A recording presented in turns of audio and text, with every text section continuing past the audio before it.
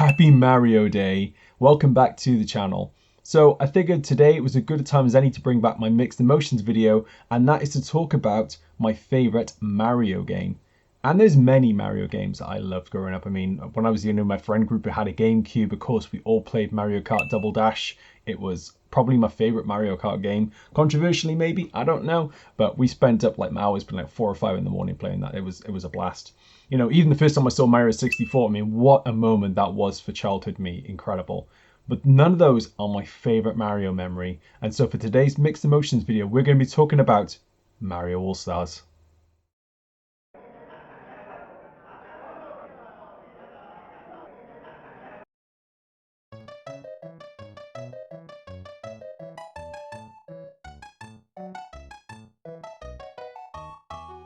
This game was just iconic, right? I mean, you had all the classic games in there. You had Mario 1, 2, and 3, as well as Mario All-Stars. Now, that one was an interesting one because obviously that was never really released in the UK or in the EU. So, I mean, we never got to see this until it like released, right, in this package. So this was kind of rare for us.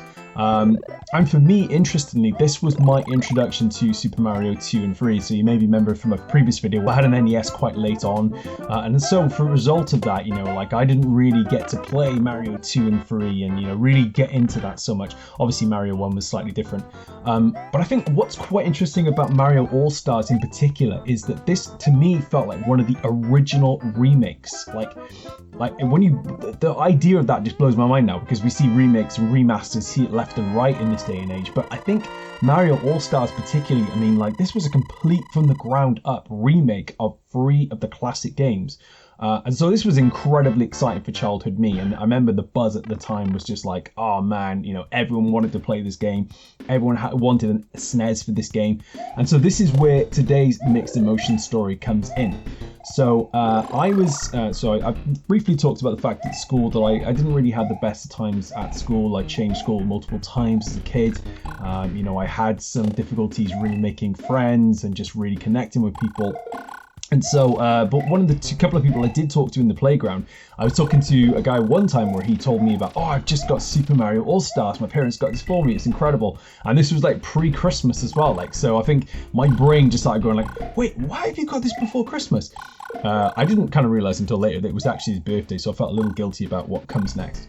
So basically, yeah, he was just really talking about Mario All-Stars, and he was kind of like telling me all the secrets and stuff, and I was getting a little bit frustrated. I was like, oh my gosh, you know, like, you know, I don't want to find out everything before I play this myself, you know, because I think that really, for the first time at that age, made me think that I'm actually quite conscious of spoilers, you know, in general. Like, I really try to avoid them ahead of going into things, and I want to experience things for myself. And so, you know, having never played Mario 2 and 3 before, to me these were spoilers, right? For a lot of people, like, you know, this was a like-for-like remake in many respects. Getting to the point. So I think that evening we happened to be going into the city centre. We were kind of just, I can't remember exactly what we were going in for. I think we were going in for food or, you know, something like that as a family. And I pulled my dad aside. You know, my dad, you know, I've mentioned on the channel, you know, he, you know, we've got a deep connection there, and I'll talk a bit more about it in a moment.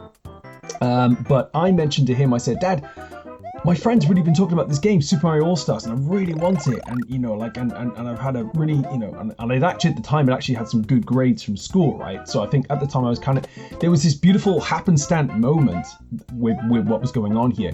And I also think I just got him in a good mood.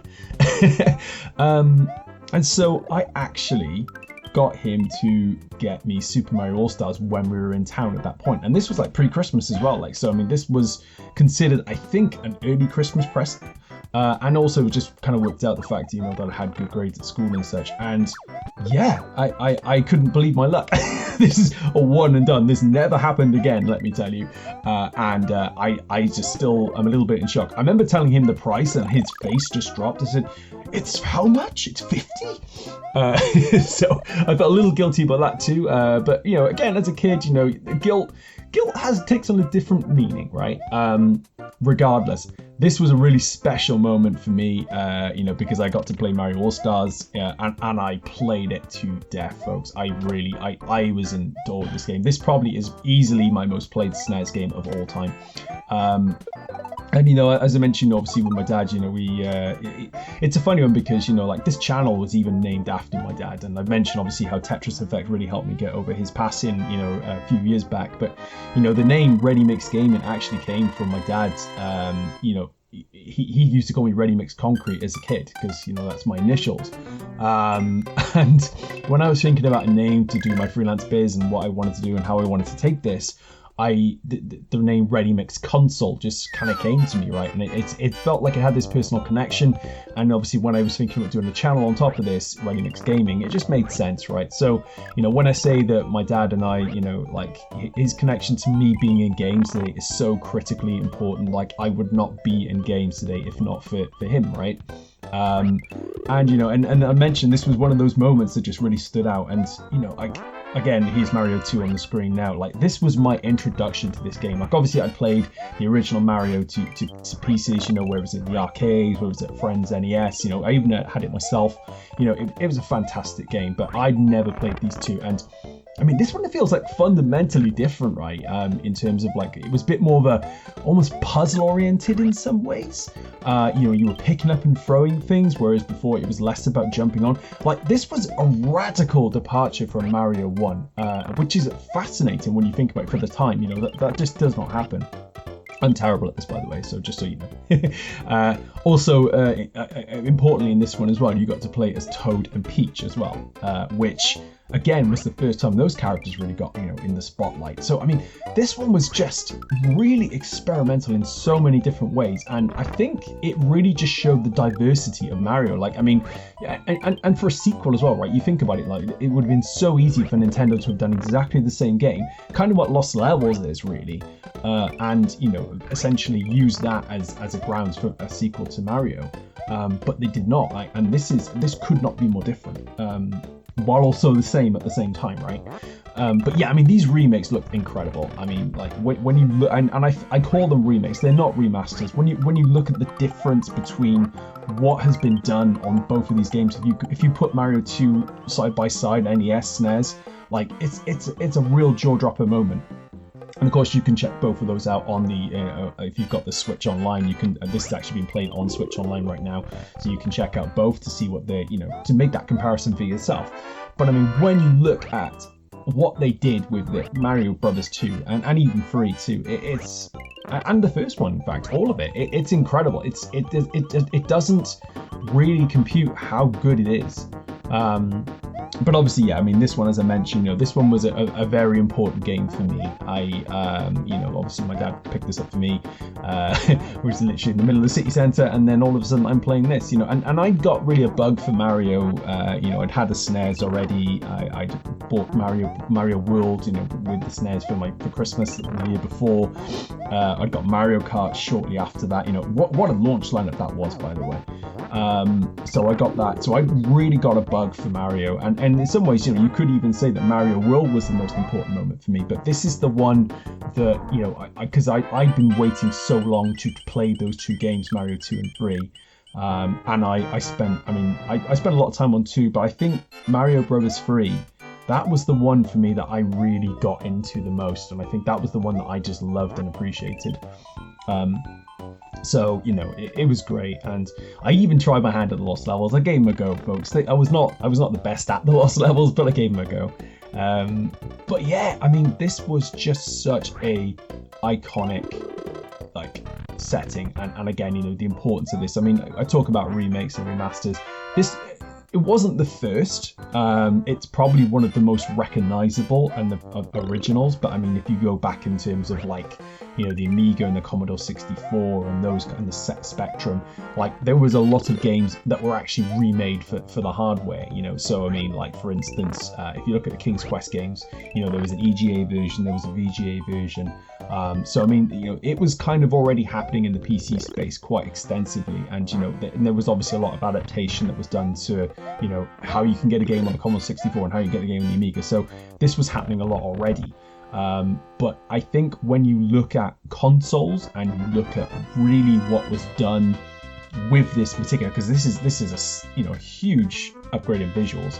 I think this is probably both the first remake and remaster people will remember, but also probably one of the best ever.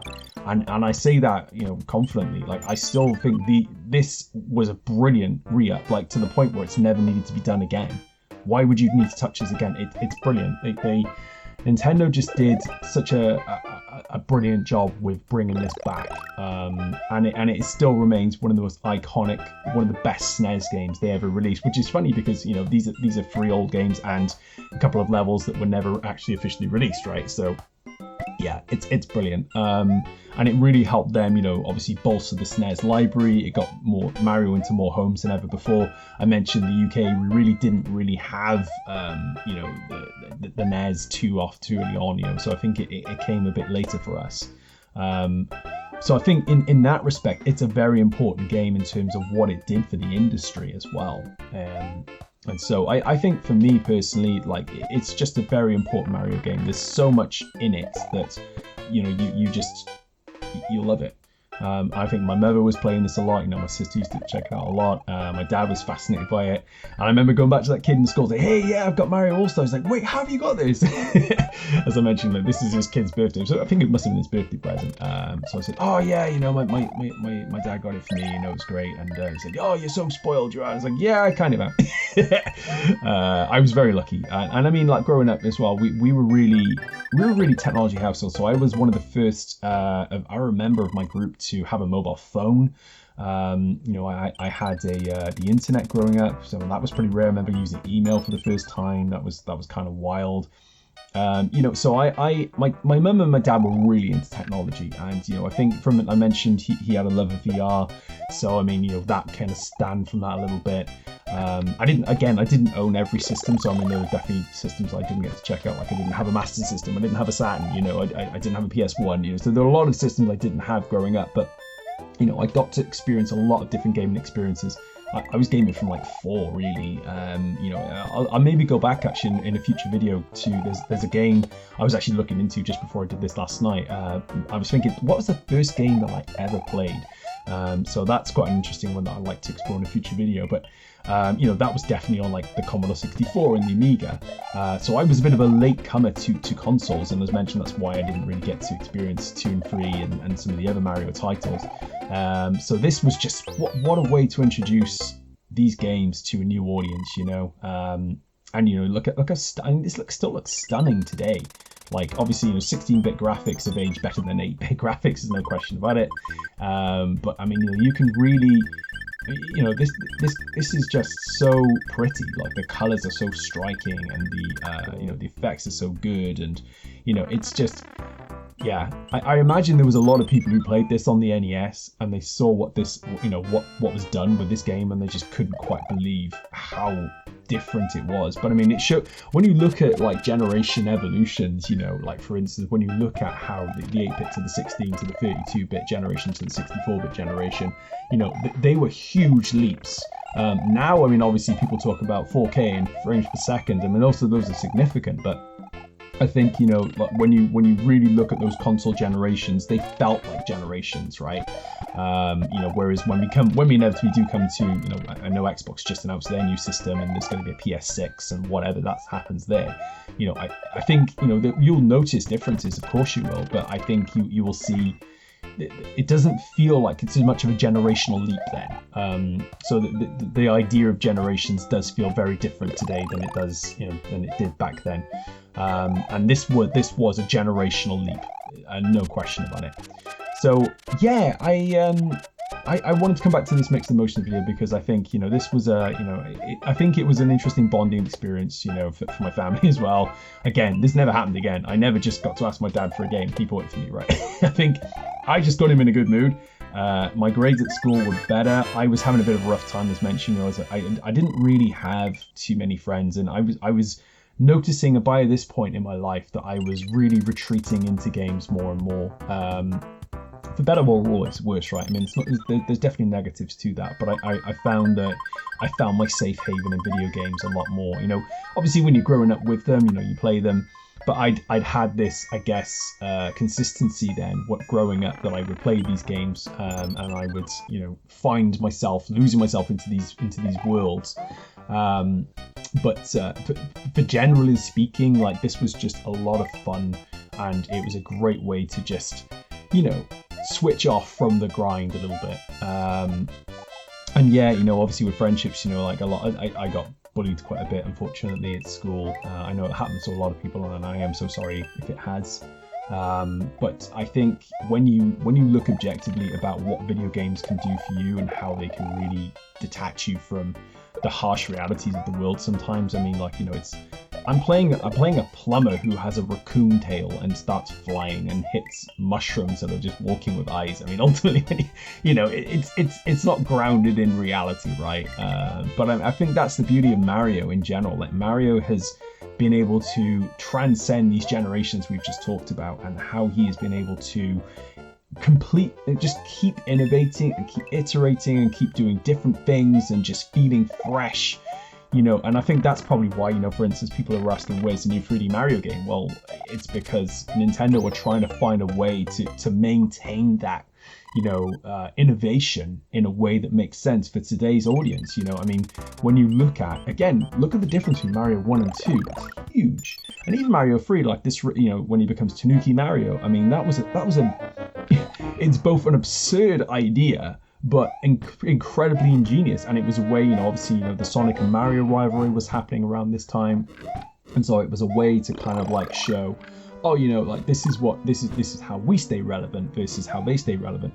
And actually, if you look at the Sonic games, no disrespect, I love Sega to bits, and I will have my own Sonic will have his own moment on this channel, I promise.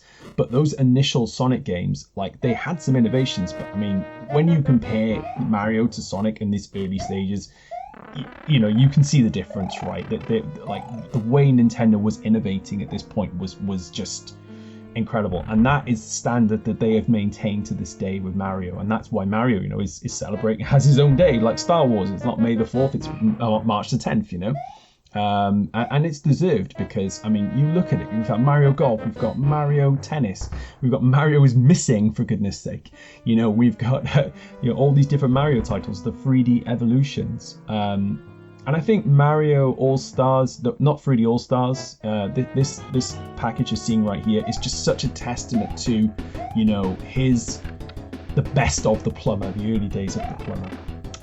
And so, yeah, as I mentioned, I had some great Mario memories growing up, but this one just feels kind of special because it was a moment that, I shared with my dad. It was a moment I shared with my family. And it really just got me through a tough period because, yeah, I played this one to death. I played it a lot on my SNES. I played it a lot when I was just kind of like trying to deal with a tough day at school. If I just, I don't know, kids had just called me stupid looking, or they kind of like, I had some rough experiences. Like I had an experience where the kids would just like kind of hit me. They would kind of like, they would just laugh in my face. They would kind of say nasty things about me behind my back and friends that I'd made, and I would lose those friendships. I had it, obviously I know a lot of people have had it worse, and I would never dare say that I've had the worst of anyone, but I had some tough experiences growing up, and Mario was there for me, and I know that sounds a bit cheesy and cliche, but it's the truth. Mario really helped me get through those tough moments to get to where I am today, and as I mentioned, I mean, like, goodness, I had a lot of benefits growing up being around technology and being able to have technology to grow up, but playing games like this really got me into the games industry, and if not for these experiences, then I would not be working in the games industry, or have worked in the games industry. So it's just it's a light bulb moment, I think, for me. And these are the infamous lost levels, of course. You can see I've tried to play different characters to make it interesting for the gameplay. As you can see, there's a lot of dying. This is the original OG Dark Souls, right? Oh, brutal game, but a lot of fun. And then, of course, it got taken up an ANK with Mario Maker, where you've seen the meme, right, of literally those flame things you can see there, like literally like thousands of them in your face, just trying to get around them. So, people took this to the nth degree, but I mean, Lost Levels at the time, they were beastly, and there was definitely on the playground, there was a statement of like, oh, I got to this level in the Lost Level, I've beaten this, and it's like, what, how'd you do that, so people just like be trading strategies and stuff, and I think that was another reason why I really wanted Mario All Stars, is because everyone was playing it and everyone was trading strategies, and it just made sense, right? But this has been a lot of fun. Thank you so much for listening and watching. This was Mario All Stars, my mixed emotions moment, my Mario 10 day moment. Let's hear yours.